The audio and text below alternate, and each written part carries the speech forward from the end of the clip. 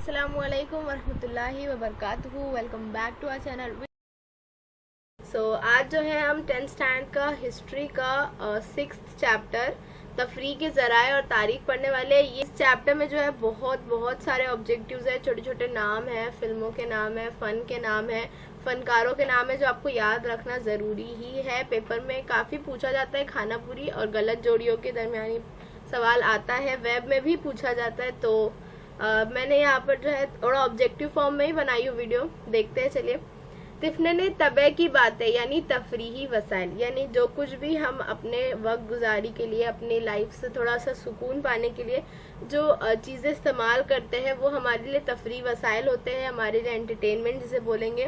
तो ये सब जो है हम अलग अलग चीज़ें अपनी वक्त गुजारी के लिए, अपने आप को थोड़ा सुकून देने के लिए, काम से थोड़ा बाहर निकलने के लिए हम जो अलग अलग चीज़ें करते हैं वो सब जो है तफरी वसाइल में आते हैं। इसमें क्या क्या आएगा? मुख्तलिफ मशागिल यानी आपकी जो अलग अलग हॉबीज़ है वो, तहरीर व मुताले पर मुबनी आदतें, जिनको आदतें होती है कि फ्री टाइम में लिखने बैठ जाते हैं या पढ़ने बैठ जाते हैं, नाटक, फिल्म के तफरी ज़राए, कुछ लोग नाटक में पार्ट लेकर अपना टाइम पास करते हैं या फिर कुछ लोग जो है नाटक या फिल्म देखने जाते हैं, और खेल हम खेलते हैं या देखते हैं, दोनों भी जो है तफरी यानी एंटरटेनमेंट में शुमार होता है।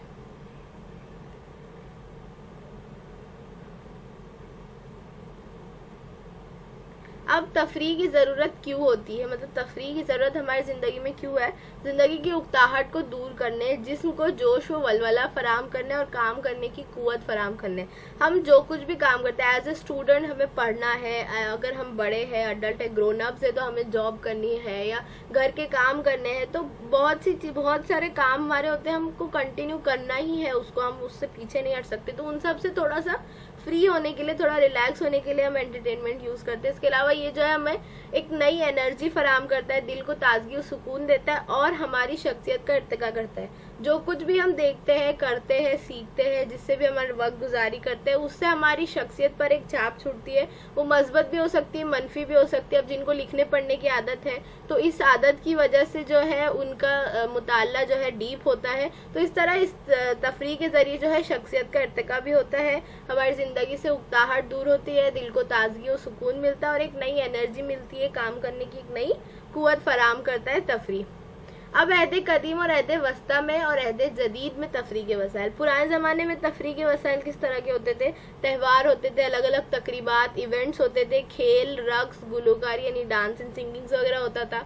अब जदीद ज़माने में तफरी के वसाइल क्या है? क्योंकि साइंस ने तरक्की कर ली, तो ड्रामा और फिल्म है, टीवी, अखबारात, कंप्यूटर, इंटरनेट, खेल, रक्स, गुलकारी, ये सब कुछ जो है आज के ज़माने का एंटरटेनमेंट यानी तफरी के वसाइल है।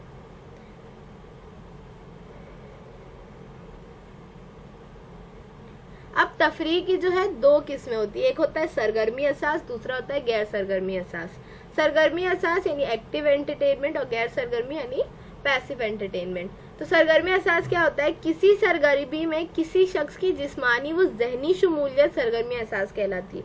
यानी हम किसी तरह का एंटरटेनमेंट यूज़ कर रहे, कोई तफरी वसाइल यूज़ कर रहे हैं और उसमें हम इन्वॉल्व है, फिजिकली या मेंटली किसी भी तरह हम इन्वॉल्व है। जैसे अगर कोई गेम है, हम वो खेल रहे हैं तो हम उसमें इन्वॉल्व है, या कोई दस्ती पेशा, तो अगर किसी तफरी वसाइल में हम इन्वॉल्व होते हैं फिजिकल या मेंटली, तो वो सरगर्मी असास यानी एक्टिव एंटरटेनमेंट कहलाता है।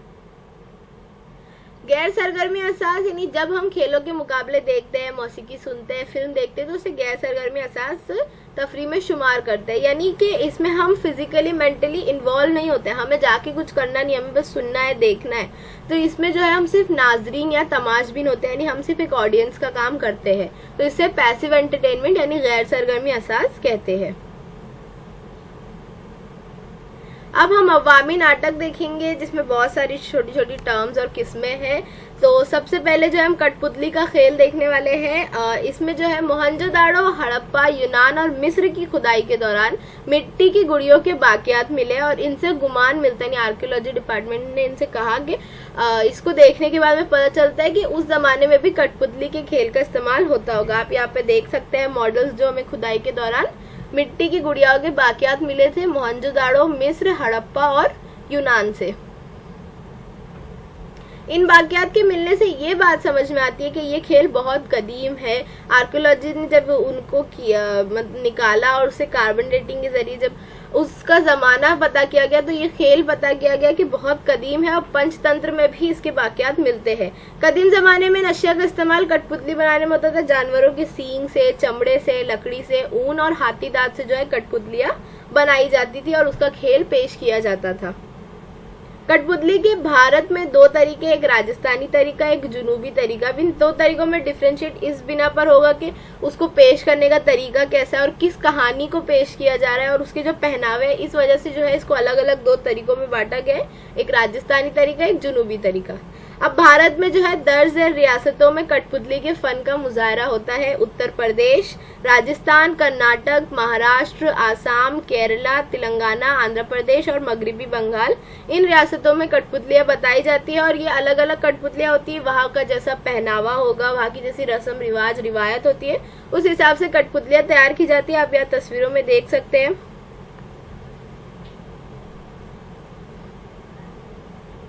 अब इस तफरीही हुनर को स्टेज पर कामयाब बनाने के लिए उसके नाजिम का बासलाहियत होना बहुत जरूरी है। यानी जो भी उसको पेश कर रहा है कठपुतली का खेल, उसको बहुत सारी स्किल्स आनी चाहिए, क्योंकि कठपुतलियों की डोरियों को बराबर फिट करना, फिर ये याद रखना कि कब कौन सी डोरी हिलाना है, किसकी कौन सी डोरी है, फिर वही टाइम पर आवाज और म्यूजिक सब कुछ को एक साथ सेट करना, तो बहुत ज्यादा इसमें जो स्किल होना जरूरी है। इसमें एक छोटा स्टेज होता है, रोशनी और आवाज का इशाराती इस्तेमाल किया जाता है। आप यह तस्वीरों में देख सकते हैं।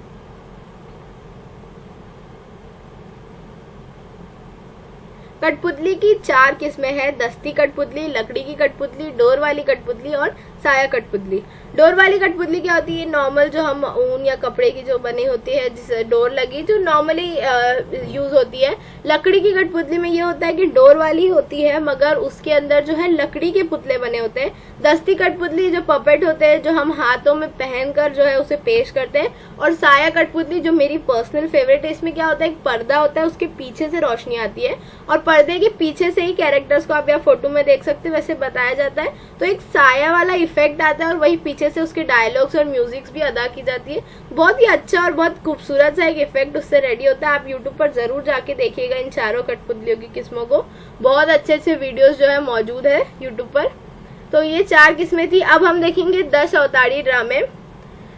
10 अवतारी यानी 10 अवतार वाला यानी 10 रूप वाला ड्रामा महाराष्ट्र के एक अवामी फन की एक किस्म है, जिसके तजुर्बात कोकण और गोवा में किए जाते हैं। ये कोकण और गोवा में काफी फेमस है और अभी भी पेश किया जाता है। इस ड्रामे में क्या होता है, हिंदू भगवान जो हिंदुओं के भगवान है विष्णु जी, उनके 10 अवतार पर ये मुश्तमिल होता है। मत्स्या, कोरम, वारा, नरसिम्हा, वामन, पुरुषोराम, राम, कृष्ण, बुद्ध और कालकी, ये 10 जो है भगवान विष्णु के अवतार हैं और इसी पर जो है ये ड्रामा बेस होता है, जिसमें जो है एक्टर्स इनके रूप लेकर उनकी कहानियां जो है वो पेश करते हैं। नाज़िम सबसे पहले इसमें क्या करते हैं, गणेश जी की पूजा की जाती है और उसके बाद जो है ड्रामा पेश होता है। दशावतारी ड्रामों में किरदारों की अदाकारी, उनका मेकअप, सब कुछ जो पोशाक है वो रिवायती तर्ज के यानी जो रस्म रिवाज से चला आ रहा है उसी तरह से होते हैं। और इसमें जो है देवी देवताओं के लिए लकड़ी के नकाब यानी मास्क का इस्तेमाल किया जाता है। ड्रामे खत्म होने के बाद हांडी फोड़कर दही बांटी जाती है और उसके साथ जो है आरती की जाती है। तो इस तरह जो है 10 अवतारी ड्रामा मुकम्मल होता है।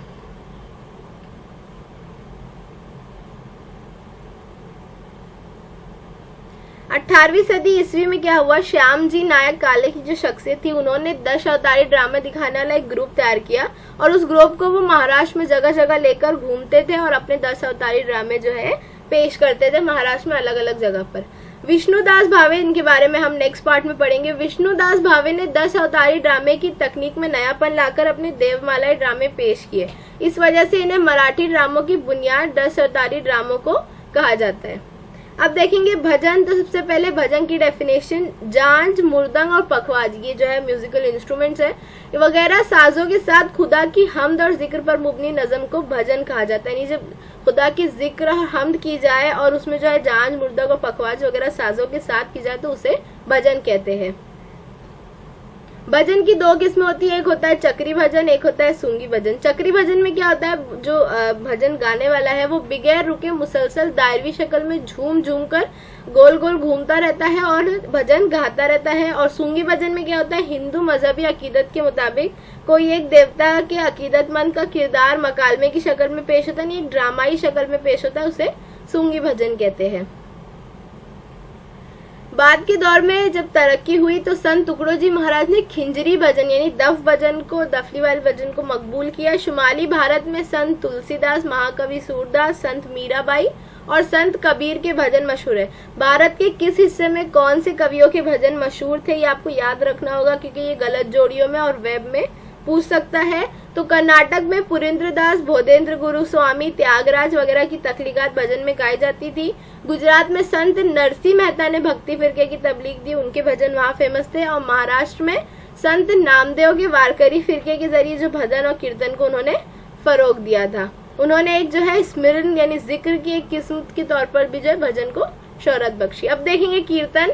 तो रिवायत के मुताबिक यानी रिवाज के मुताबिक नारद मुनि को कीर्तन का बानी माना जाता है और महाराष्ट्र में संत नामदेव को अव्वलीन कीर्तनकार माना जाता था, मतलब माना जाता है।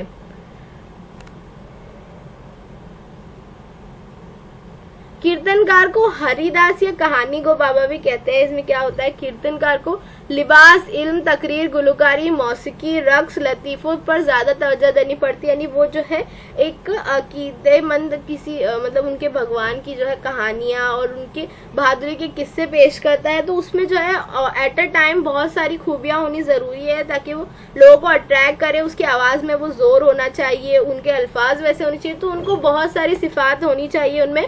कीर्तन जो है मंदिर या मंदिर के अहाते में पेश की जाती है। और जो ये कीर्तनकार होता है इसे हरिदास या कहानी गो बाबा यानी कहानी बयान करने वाले बाबा भी कहा जाता है। अब महात्मा ज्योतिराव फुले ने जो सत्य शोधक समाज कायम किया था, उन्होंने भी कीर्तन के जरिए समाजी बेदारी का काम अंजाम दिया था। संत गाडगे महाराज के जो कीर्तन थे उन्होंने भी जो है नस्ली तफरीक का खात्मा, सफाई और नशाबंदी जैसे उन्वानात पर समाज में बेदारी पैदा की थी अपने कीर्तन के जरिए। अब देखेंगे ललित। तो ललित क्या होता है, महाराष्ट्र में तफरीह की एक पुरानी किस्म है। इसका शुमार जो है नारदी कीर्तन की रिवायत में होता है और ये भी जो है कोकण और गोवा के इलाकों में बहुत अहमियत की हामिल है। ललित में क्या होता है, मजहबी त्योहारों के मौके पर हिंदू मजहबी रसूमात के मुताबिक त्योहार के जिस देवता के त्योहार है उसको तख्त नशीन मानकर उससे मुरादें मांगी जाती। किस तरह की मुरादें या मिन्नतें लोग मांगते हैं कि किसी के दिल में बग़्ज़ हसद बाकी ना रहे, इखलास के साथ मामला चलता रहे, पूरा गांव अगले ललित तक खुशी से जिंदगी गुजारे, बाहम इख्तिलाफात का खात्मा हो, समाज अच्छे किरदार पर रहे, जिसकी जो मुराद हो उसे मिल जाए। तो इस तरह से जो है ये इखलाकी नसीहती मिन्नतें वो लोग जो है उस देवता को तख्त नशीन मांगकर उनसे मांगते हैं। ललित की पेशकश भी ड्रामाई अंदाज में होती है जिसमें कृष्ण और राम की कहानी या अकीदतमंद कहानियां सुनाई जाती है। ललित हिंदी जबान में भी मौजूद है और जदीद मराठी थिएटर को ललित का पस मंजर हासिल है, यानी जदीद मराठी थिएटर में ललित को काफी अहमियत हासिल थी।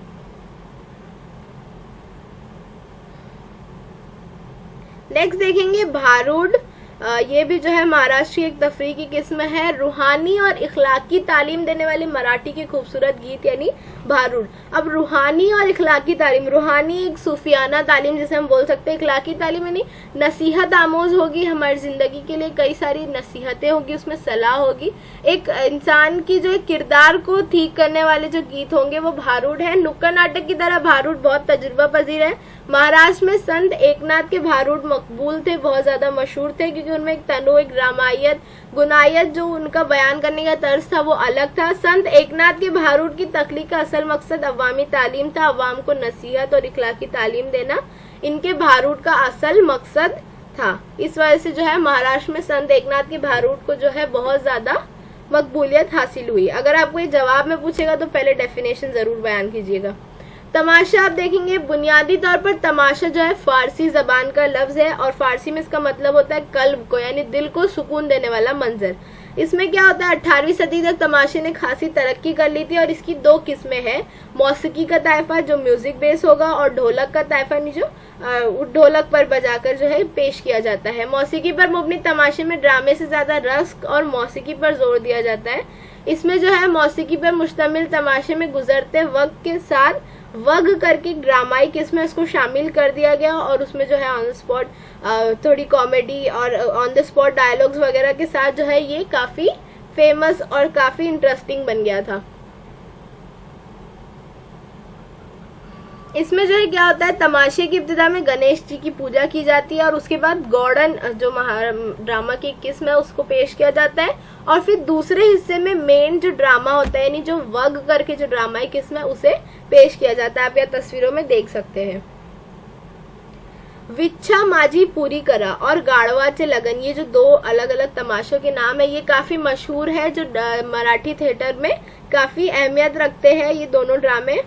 اب ہے پواڑا، تو نثر اور نظم کے امتزاج پر مسلم، نثر یعنی پیسج ہوتا ہے، نثر سینٹنس میں لکھا ہوا، اور نظم یعنی اشعار، ان دونوں سے مل کر ایک پیشکش کی قسم ہے جسے پواڑا کہتے ہیں۔ اس میں سینٹنس بھی ہوں گے، اشعار بھی ہوں گے۔ یہ بہادر مرد اور خواتین کے کارناموں کو بیان کرتا ہے اور جو لوگوں میں جو ہے جوش اور ولولہ انگیز طریقے سے بیان کرتا ہے۔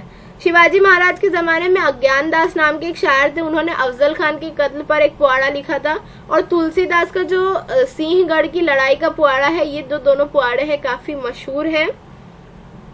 اس کے علاوہ برطانوی دور میں، انگریزوں کے دور میں اماجی نائک، چاپھیرکر برادران اور مہاتما گاندھی جیسی جو بڑی بڑی شخصیت تھی، ان پر پواڑے تخلیق کیے گئے لوگوں میں بیداری پیدا کرنے کے لیے۔ متحدہ مہاراشٹر تحریک کے زمانے میں امر شیخ اور انا بھاؤ ساٹے جیسے شاعر بھی جو ہے مراٹھی تھیٹر سب سے پہلے ہم دیکھیں گے۔ تو کسی فرد یا گروہ کے ذریعے فنون لطیفہ کی پیشکش کے مقام کو رنگ بھومی، اسٹیج یا تھیٹر کہتے ہیں۔ فنون لطیفہ میں فنکار اور ناظرین دونوں کی شمولیت اہم ہوتی ہے، یعنی کسی ایک سنگل انسان سے یا پورے گروہ کے ذریعے فنون لطیفہ، کسی بھی کلا، کسی بھی آرٹ کی پیشکش کا جو مقام ہوتا ہے اسے رنگ بھومی کہتے ہیں۔ اس میں جو ہے تھیٹر یا اسٹیج سے وابستہ عوامل جو ہے کون کون سی چیزیں، سب سے پہلے تو ڈرامے کی اسکرپٹ، یعنی جو کچھ بھی آپ پیش کرنے والے ہیں وہ لکھا ہوا تحریری شکل میں موجود ہونا چاہیے۔ روشنی کا انتظام جو ہے، الگ الگ ایفیکٹس، لائٹنگ ایفیکٹس، اور جو ہے ہائی لائٹس لائٹ جو ہوتی ہے ان کا انتظام ہوتا ہے۔ میک اپ، اداکار یعنی ایکٹرز، ہدایت کار، ڈائریکٹر، ملبوسات جو ہے ان کی ڈریسنگز اور سٹیج ڈیزائن ہے۔ ڈرامے کے ناظرین کافی ضروری ہے، ورنہ ڈرامہ دیکھے گا کون۔ اور نقاد یعنی کرٹکس، یعنی وہ آپ کو بتائیں گے آپ کا ڈرامہ اچھا تھا برا تھا وہ۔ ڈرامے میں رقص و موسیقی کا بھی استعمال کیا جا سکتا ہے۔ زیادہ تر ڈرامے مکالموں کی شکل میں ہوتے ہیں، اور کچھ ڈرامے ہوتے ہیں جو ٹوٹل میوزیکلی ہوتے ہیں۔ کچھ ڈراموں میں خاموش اداکاری بھی ہوتی ہے۔ اس قسم کے ڈراموں کو خاموش ڈرامہ کہتے ہیں، جو لیجنڈری چارلی چاپلن اور مسٹر بین جیسی اہم شخصیت نے پیش کی تھی، جو بہت بڑی اگزامپلز ہے خاموش ڈرامے کی۔ تو اس وقت جو ہے اداکاری خاموش ہوتی تھی، یعنی ڈائلاگس نہیں کہا جاتا تھا، تو اسے جو ہے خاموش ڈرامہ کہتے ہیں۔ اس کے علاوہ یہ جو ہے تاریخی ڈرامے تھے، لوکمانیہ تلک، شیواجی مہاراج، سمبھاجی مہاراج، ڈاکٹر بابا صاحب امبیڈکر، مہاتما گاندھی اور جیوتیبا پھلے جیسی تاریخی شخصیتوں پر جو ہے ڈرامے لکھے گئے، کئی سارے ڈرامے بنائے گئے۔ اس کی کچھ مثال ادھر ہے۔ اس کے بعد جو ہے کرلوسکر گروپ نامی ڈرامہ کمپنی کے موسیقی ڈرامے لوگوں میں کافی مقبول ہوئے۔ ان میں جو ہے انا صاحب کرلوسکر کا ایک تحریر کردہ سنگیت شاکنتل ڈرامہ تھا، جو کافی مشہور ہوا ہے، اور یہ جو ہے میوزک بیس تھا، یعنی اس میں جو ہے لوگ ٹوٹل انسٹرومنٹ کے ساتھ ہوتے تھے۔ اس کے بعد جو ہے تنجاور کے بھوسلے خاندان نے مراٹھی اور جنوبی ہند کی زبانوں میں ڈراموں کو فروغ دیا۔ اس میں جو ہے وہ خود ڈرامے بھی لکھتے تھے ان خاندان کے راجا، اور سنسکرت ڈراموں کو جو ہے ترجمے بھی کرتے تھے۔ مہاراشٹر میں تھیٹر کے فروغ میں 19ویں صدی کو اہم مقام حاصل ہے۔ 19ویں صدی میں جو ہے مہاراشٹر تھیٹر اپنے عروج پر جو تھا، اپنی پیک پر تھا۔ وشنو داس بھاوے کو مراٹھی تھیٹر کا بانی مانا جاتا ہے۔ یہ سوال آپ سے پوچھا جا سکتا ہے، تو انہیں بانی کہا جاتا ہے۔ انہوں نے پہلا ڈرامہ جو لکھا ہے سیتا سوئمبر لکھا تھا، جس میں سیتا کے سوئمبر کی کہانی جو ہے بتائی گئی تھی۔ وشنو داس بھاوے کے جو تصنیف کردہ ڈرامے ہوتے تھے وہ تاریخی اور دیومالائی ڈراموں کے ساتھ ساتھ ہلکے پھلکے یعنی ریگولر سمپل ڈرامے ہوتے تھے۔ طنزیہ ڈرامے بھی لکھتے تھے، کامیڈی کے ساتھ ساتھ جو ہے سماج کے موضوعات پر طنز کرتے تھے اور لوگوں میں بیداری لانے کا کام کرتے تھے یہ اپنے ڈراموں کے ذریعے۔ اس وجہ سے جو ہے انہیں ڈراموں کا بانی کہا جاتا ہے۔ اب شروعات میں جو ہے ڈراموں کی اسکرپٹ تحریری شکل میں نہیں ہوتے تھے، صرف گیت تحریری شکل میں ہوتے تھے۔ ان لوگ ایکٹرز کو جو ہے کہانی بتا دی جاتی تھی اور اس کے حساب سے وہ خود ڈائلاگس بولتے تھے، لیکن ٹوٹل طریقے سے مطلب پورے سسٹمیٹک طریقے سے وی جے کیرتنے نے 1861 میں ایک ڈرامہ پیش کیا جو اسکرپٹڈ تھا پوری طرح، اور وہ ڈرامے کا نام تھا بڑے مادھوراؤ پیشوا۔ پھر اس کے بعد جو ہے اسکرپٹ کا آغاز ہو گیا۔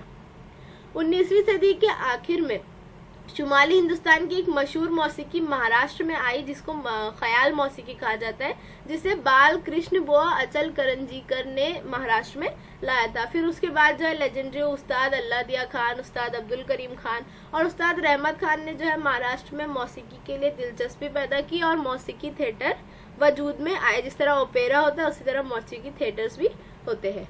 मौसीकी ड्रामों में गोविंद बल्लाल देवल का तहरीर करदा ड्रामा संगीत शारदा बेहद अहमियत है। इसमें जो है उन्होंने एक जवान और एक बूढ़े की शादी के जो रिवाज थी उस पर जो है मजाहिया अंदाज में नुक्ताचीनी की, यानी तंज मजा वाला ड्रामा था। कॉमेडी भी थी लेकिन कई कई समाज की गलत रिवाज पर जो है उन्होंने तंज करके उनमें बेदारी लाने का काम भी किया था अपने ड्रामों के जरिए।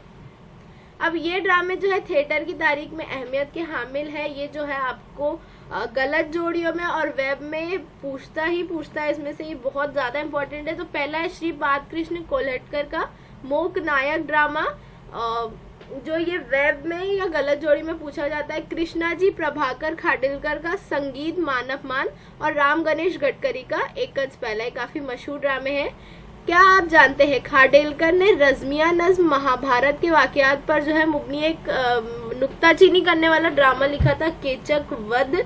ये जो है ये सवाल भी पूछा जाता है। इसे जो है मुस्तारती यानी इस्तारती ड्रामा कहते हैं। यानी उन्होंने जो है महाभारत के कैरेक्टर्स को एक तरह से मुस्तार लेना यानी उधार लेना, उन्होंने उधार लिया था और द्रौपदी के रूप में जो है भारत अपनी मादरे वतन को बताया था। युधिष्ठिर जो है वो एतदाल पसंद ग्रुप था, भीम इंतहा पसंद ग्रुप था और केचक यानी हुकूमत की चमक में अंधा वायसराय लॉर्ड कजिन, ये जो है महाभारत के कैरेक्टर्स थे जिन्हें उन्होंने केचक वध में इस्तेमाल किया था ताकि लोगों में बेदारी पैदा कर सके और अंग्रेजों के उन्हें खिलाफ कर सके। और उन्होंने एक हद तक ये किया भी और भरतानी हुकूमत के खिलाफ ये ड्रामा देखने के बाद नफरत पैदा होती थी दिल में। अब मराठी थिएटर के दौरे तनस्सुल में आचार्य अत्रे का साष्टांग नमस्कार, उद्याचा संस्कार और घरा बाहर जैसे अवामी ड्रामे जो है थिएटर को सहारा देने में काफी अहमियत के हामिल है। हालिया दौर में नए तर्ज के ड्रामे हैं जिनमें है वसंत कांटेकर का रायगढ़ाला जीवा जाग येते और इथे उशाड़ला मृत्यू, ये सब जो है मराठी ड्रामे हैं। विजय तेंदुलकर का घाशीराम कोतवाल, विश्राम बेड़ेकर का तिलक अनि अगरकर, ये सारे नाम आपको याद करने ही पड़ेंगे। नाटक के अहम अदाकार उस जमाने के जो आर्टिस्ट थे, एक्टर्स थे, गणपतराव जोशी, बाल गंधर्व, नारायण राज राव हंस, गणपतराव बोडिस, चिंतामन राव कोल्हटकर और केशवराव भोसले, जो है उस जमाने के लेजेंडरी आर्टिस्ट एक्टर्स थे। अब जो है थिएटर्स होते थे तो थिएटर हाउस भी होता था, यानी मतलब वहां पर जो है ड्रामे घर की तामीर भी हुई। तो बरतानवी हुकूमत में सबसे पहले मुंबई में रिपन प्ले हाउस और विक्टोरिया नामी ड्रामे घर तामीर हुए। फिर आस्ता आस्ता मराठी थिएटर ने जब तरक्की की तो उन्होंने भी जो है थिएटर्स बनाने लगे। अंग्रेजों के जरिए जो तामीर करता थिएटर था रिपन थिएटर, जो पहले कैसा था और अब कैसा आप यहाँ तस्वीर में देख सकते हैं। क्या आप जानते हैं मशहूर अदीब वी.वा. शिरवाडकर और कुसुमाग्रज ने किंग लेयर की तरह एक नट सम्राट ड्रामा लिखा जो काफी मशहूर हुआ था और इसमें जो है गणपतराव बेवेलकर का जो किरदार था वो गणपतराव जोशी और नाना साहब पाठक ने काफी बेहतरीन तरीके से जो पेश किया था, जो काफी फेमस भी हुआ था। अब हम देखेंगे भारतीय फिल्मी दुनिया। तो फनकारी और टेक्नोलॉजी का बेहतरीन संगम जो है सिनेमा है। यानी फनकारी यानी आर्टिस्ट इस तरह से जो है अपने फन को, अपना म्यूजिक है या अपनी एक्टिंग है जो भी उसे पेश करता है, और टेक्नोलॉजी जो आज जो है सिनेमा में कितनी टेक्नोलॉजी हो चुकी है ये हम सब बहुत अच्छे से जानते हैं। फिर वो रिकॉर्डिंग हो, एनिमेशन हो, वीएफएक्स हो या बैकग्राउंड हो, सब में जो है बहुत ज्यादा तरक्की दिखाई देती है। सबसे पहले कैसे इसकी इब्तिदा हुई तो मुतहर्रिक तस्वीरों की खोज हुई, फिर खामोश फिल्मों के दौर का आगाज हुआ, फिर बाद में जो है ऑडियो रिकॉर्डिंग तकनीक यानी समय तकनीक की इजाद हुई और फिर जो है बोलती फिल्म यानी डायलॉग्स के दौर का शुरुआत हुई। फिल्मों की कई किस्में हैं, हम सब ये जानते हैं। मजाहिया फिल्में, फौजियों की जिंदगी पर मुबनी फिल्में, डॉक्यूमेंट्री है, तंजिया फिल्में, तालीमी फिल्में, बच्चों की फिल्में, इश्तिहारी फिल्में और कहानियों यानी दास्तानों पर बनाई जाने वाली फिल्में, जिसकी यहाँ पर जो है एक बॉलीवुड मूवी की एग्जांपल मैंने डाली है, जैसे सचिन बिलियन ड्रीम जो है डॉक्यूमेंट्री मूवी थी, तारे जमीन पर तालीमी मूवी थी, धमाल एक मजाहिया मूवी थी, हिंदी मीडियम जो एक तंजिया मूवी थी, बहुत बेहतरीन थी ये मूवी। कहानी दास्तान पर बनाई जाए तो पार्टीशन 1947 जो भारत की आज़ादी की कहानी भी थी, टूनपुर का सुपर हीरो बच्चों की फिल्में थी। तो ये सब हम बहुत अच्छे से ये सारी मूवीज जानते हैं। भारत में पहली मुकम्मल तवालत की बड़ी फिल्म यानी टोटल कंप्लीट फिल्म बनाने का सेहरा महाराष्ट्र के संग बनता है।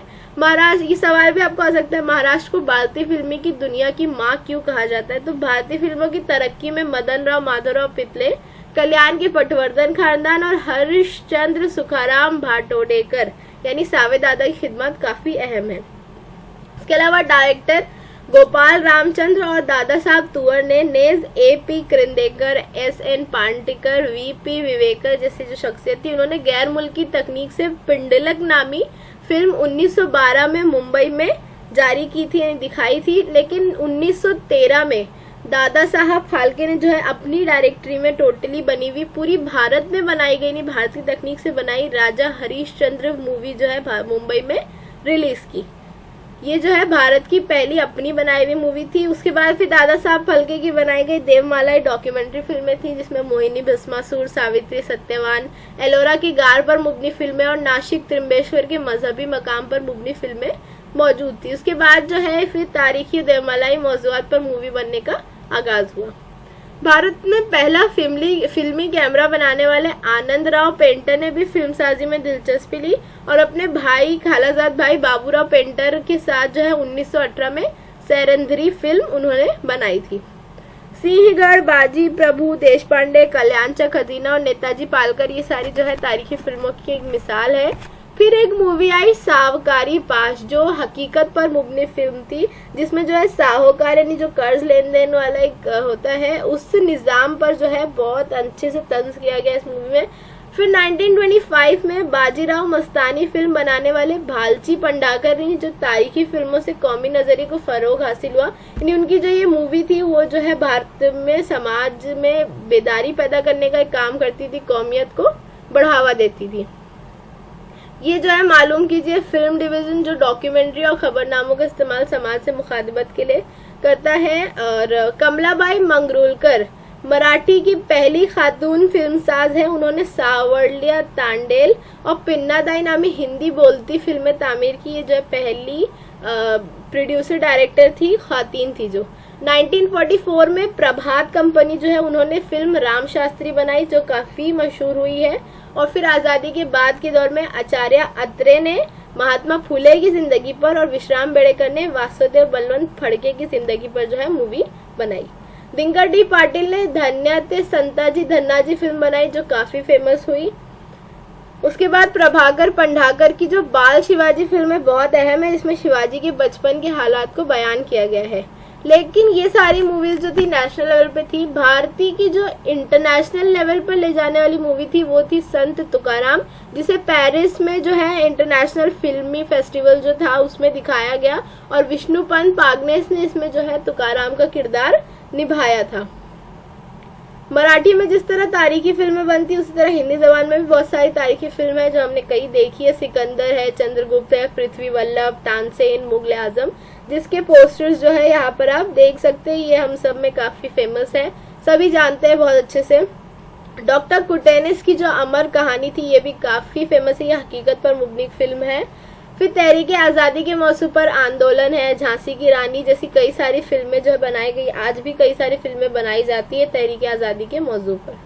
फिल्मसाजी के शोबे में नुमाया खिदमत अंजाम देने वाली कंपनियां जो फिल्म प्रोडक्शंस है, जैसे बॉम्बे टॉकीज है, फिल्मिस्तान है, नव कीर्तन, राजकमल प्रोडक्शंस, RK स्टूडियोज और कई सारी है जो मुझसे बेहतर आप लोग भी जानते हैं बहुत अच्छे से। तो ये था ये 6 चैप्टर। तफरी शोबे में रोजगार के मौके बहुत सारे हैं, आर्टिस्ट है और डायरेक्टर, प्रोड्यूसर, स्पॉट बॉयज और मेकअप आर्टिस्ट और वहाँ के जो सीन बनाने वाले हैं वो लोग।